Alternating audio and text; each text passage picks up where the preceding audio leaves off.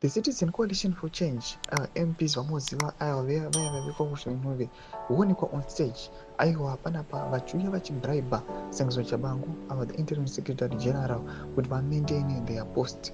Chiitiko chashamisa vanhu vachiona aiwa these MPs these legislators zvinozobuda pachina kuti vakomana ava they are illegitimate. Vakomana ava aiwa havazi vakomana vakaiswa panzvimbo idzi zviri pamutemo. Saramira mashoko amudanyirwa panapa subscribe like on the bell icon. Timida vanhu paNewsday pane lero mudangani kwanidze Triple C MPs paying Chabangu post. Mamuda vanyara vachiti the Watchman Movie led Citizen Coalition for Change yesterday lashed out at self-proclaimed interim secretary general Sengizo Chabangu, warning him that his power was temporary.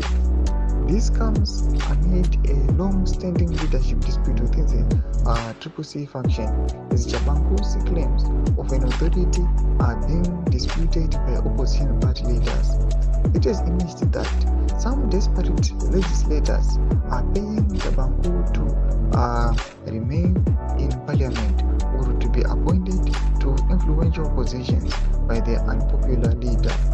Chabangu has been the center of the controversy, orchestrating the calls of the Triple C legislators on accusations that they have ceased to be party members. Tomashoko anobuda ajogwa panapa tinokuti aiwa these legislators vakubharira Sengizo Chabangu kuti varambe aiwa vari muparliament kana kuti vaendeswa kumapositions ari influential. Zvatoona nyangwe Sengizo Chabangu atova corrupt, nyangwe achinzi ndiye mutungamiri we the main opposition.